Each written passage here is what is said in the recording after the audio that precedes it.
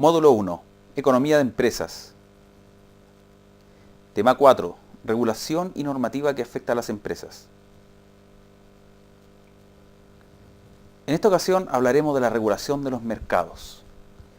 El Estado tiene dos grandes funciones. La primera de ellas es proveer de bienes públicos y por otro lado tiene la función de redistribuir la renta. Por su parte, en aquellos mercados donde se generan bienes de provisión privada, hay distorsiones en ellos mismos que pueden mermar el bienestar social. A estas se denominan fallas de mercado o cuando se concentra mucho el poder del mismo. Estas situaciones son las que motivan la regulación de los mercados por parte del Estado. Sin embargo, el cuánto regule el Estado en una economía dependerá de los valores que tenga la sociedad. Recordemos los resultados del mercado competitivo que ya habíamos visto. Habíamos verificado que en un equilibrio competitivo se genera un máximo en los beneficios que pueden derivar del intercambio, debido a que no hay distorsiones. Estos se verifican o se cuantifican como el excedente del consumidor y el excedente del productor. Y vemos que esas áreas están completas tal cual como se aprecian gráficamente. Por otro lado, recordemos los resultados de un monopolio. En este caso, existe una concentración de mercado en una sola empresa. Por tanto, tiene un poder para fijar el precio o la cantidad que desea vender. En estos casos, que es uno de los que vimos que motivan la acción del Estado, se genera una ineficiencia, dado que se distorsiona la producción respecto de aquella que es competitiva. En el caso del monopolio, vemos que la producción es menor que la competitiva y se genera un precio superior. Como hay una menor producción, se desaprovechan ciertas ganancias, excedentes de consumidor y productor, y estas ganancias no aprovechadas son una pérdida para la sociedad. Generalmente, el Estado, por estos motivos, interviene en los resultados de los siguientes tipos de mercados. En aquellos que proveen servicios públicos, muchas veces en el caso de la salud, muy a menudo en el transporte, los sectores financieros y por otro lado también establece estándares y calidad. En el caso del monopolio, la ineficiencia que observamos recién es la que motiva su regulación. ¿Qué es lo que se busca? Se busca evitar el poder de mercado que se genera por medio de la concentración en algunos casos, tales como las fusiones, las compras de carteras o activos de los bancos, etc., donde se pueden generar poderes monopólicos y que redunden en estas ineficiencias de mercado. Por otro lado, se puede permitir la existencia de un monopolio natural. El monopolio natural deriva de una situación en que se generan rendimientos crecientes a escala en la producción.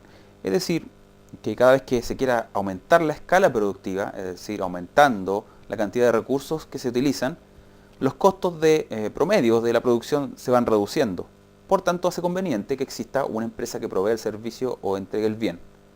En esos casos, el Estado puede permitir la existencia del monopolio natural, aunque lo regule.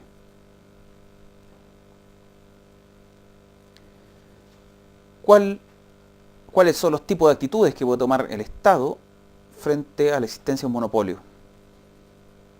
Por un lado, puede tener la propiedad y la gestión total de la producción en ese mercado. Otra actitud puede ser dejar que exista propiedad privada y regular a través de superintendencias, reglas, normas, tarificación, se definen estándares como una empresa modelo para comparar el monopolio, tratar de acercarse a los resultados de un mercado competitivo a través de esta más normativa y regulación. En fondo deja que exista la propiedad privada, sin embargo limita los alcances del accionar de esa empresa. Por otro lado, podría tratar con contrataciones en exclusivas o concesiones, donde entrega a un privado la generación de una inversión requerida para entregar un bien o servicio y le entrega el derecho de explotación por un periodo determinado, definiendo ciertas condiciones que le permitan tener el financiamiento de esa inversión, el financiamiento de sus operaciones y obtener una rentabilidad normal. Y por otro lado está la aplicación rigurosa de leyes antimonopolio para evitar cosas como las fusiones, las colusiones, los carteles, como ya vimos en periodos recientes respecto de los mercados de las farmacias. En lo que se refiere a control de precios, el gobierno puede hacer lo siguiente. Por un lado, fijar precios máximos. Puede indicar producir a un nivel equivalente a un mercado competitivo. El monopolista, en estos casos, pierde beneficios económicos que obtendría en libre mercado. Generalmente el criterio de fijar el precio es aquel que equivale a un costo marginal de largo plazo. Sin embargo, este costo marginal tiene que incluir un beneficio normal, que es el costo del capital invertido o de la habilidad empresarial misma. Otras formas de regular son imponer por monto fijo unitario un impuesto o por unidad. En la discriminación de precios en distintos mercados dependiendo de la vulnerabilidad de los consumidores en dichos mercados. Y podemos señalar que generalmente el criterio de fijación de precios nuevamente es el costo marginal de largo plazo y redundar en que se deben considerar todos los costos relevantes, incluido el del inversionista.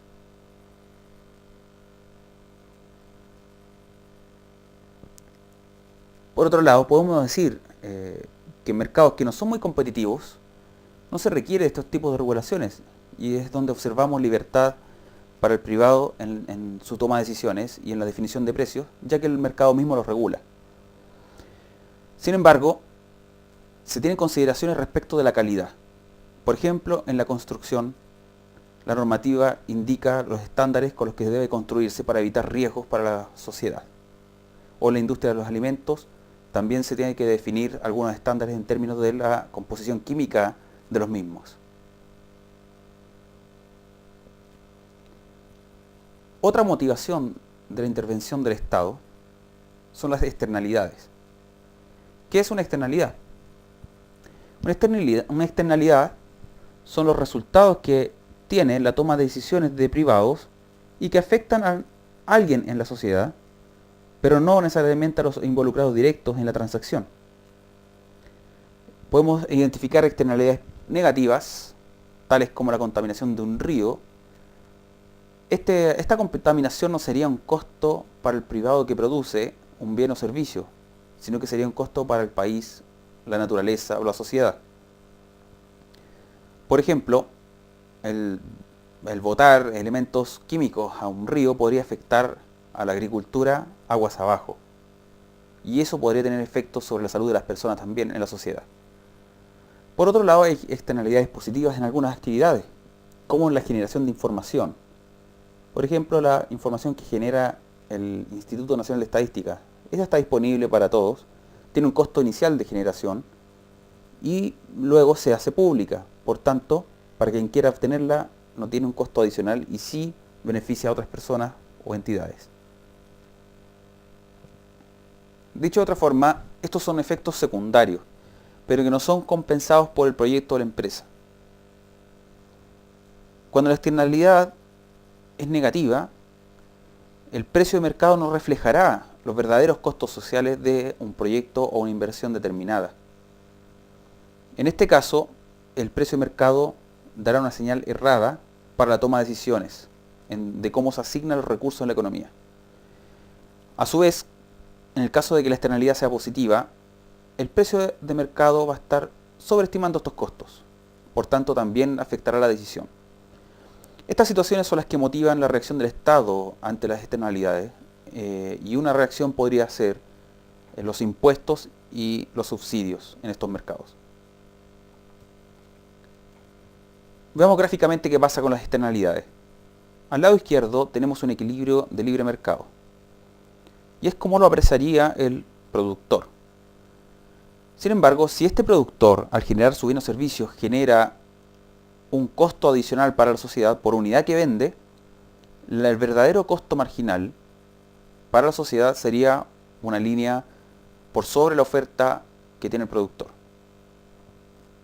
Por tanto, si nosotros observamos la oferta de mercado, que es la que refleja estos costos marginales privados, tendríamos un costo marginal social por encima de la de mercado. El equilibrio, por tanto, óptimo, debería ubicarse a la izquierda, es decir, con una cantidad inferior producida a un precio superior, y al no realizarse esto, se genera una pérdida social. Veamos un poquito más en profundidad esto. El equilibrio de mercado, en este caso gráfico del lado derecho, es el punto E. Pero el óptimo social, o el equilibrio que debiera darse en la sociedad, es el punto E'.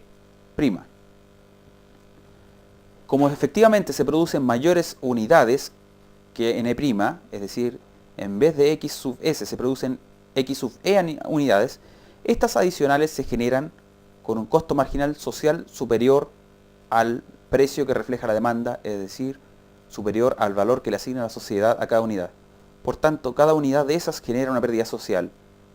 Y la pérdida social total, en este caso, se puede evaluar como el área que está sombreada en ese triángulo. En el caso de la externalidad positiva, nuevamente existe un equilibrio de mercado privado donde el productor o los productores observan su propio costo marginal, el que está reflejado en la curva de oferta. Sin embargo, al generar un beneficio hacia la sociedad, ese costo marginal no refleja el costo para la sociedad. Por tanto, el costo marginal social es inferior siempre que el costo privado. Es así como el equilibrio óptimo social debiera estar al lado derecho del privado, es decir, con una cantidad de producción mayor. En este caso, como hay una externalidad positiva, lo óptimo sería en la sociedad que se produzca más. Sin embargo, el óptimo privado es inferior. Esta pérdida de oportunidades, es decir, de producción de unidades adicionales que tienen un costo marginal inferior al valor social que se verifica en la demanda, es una pérdida social al no realizarse. ¿Cómo podría reaccionar el Estado ante una externalidad negativa? Una forma es a través de impuestos. Al asignar un impuesto fijo a la producción, un impuesto por unidad, lo que vemos es que la curva de oferta del privado sube, ya que el costo de producir cada unidad aumenta. El impuesto debería subir de tal manera que la oferta de los privados sea igual a la oferta de la sociedad. En este caso, se evitaría la pérdida social que se genera por externalidades al reducirse la producción. Y en el caso del subsidio, la medida debiera ser un subsidio a la producción de manera que el costo marginal privado se reduzca hasta el nivel del costo marginal social. Es decir, la curva de oferta se desplazaría hacia abajo hasta la curva de oferta social. En este caso, fomentaría una mayor producción, evitando nuevamente estas pérdidas sociales. Aquí tenemos algunos argumentos en contra de la regulación económica por parte del Estado. El primero de ellos es que el gobierno es una organización que está dirigida por personas, individuos que también buscan su interés personal. Por tanto, estos se pueden anteponer a los intereses sociales. El segundo es que la regulación está influenciada por grupos de interés. Por tanto, las políticas que se implementen pueden servir a dichos grupos y no a la sociedad. Finalmente, aun cuando los gobiernos busquen efectivamente el interés público, puede que no tenga la capacidad para hacerlo. Pues el diseño de la política y su implementación son costosas, pueden traer consecuencias dañinas no esperadas, como la utilización de recursos en actividades improductivas de lobby y las propias ineficiencias del Estado. Ahora dejamos algunas preguntas de ejercitación. ¿Cómo incide la regulación económica en las decisiones de inversión? Pongamos en el caso en que la producción genera una externalidad positiva, por ejemplo. En este caso el Estado podría apoyar la producción y podría favorecer al privado en estos casos. ¿Qué efecto tiene el marco normativo sobre la planificación y el crecimiento del negocio? Pensemos también qué puede ocurrir si cambia este marco normativo como lo ha hecho recientemente la normativa para la construcción. Fin del tema 4. Regulación y normativa que afecta a las empresas.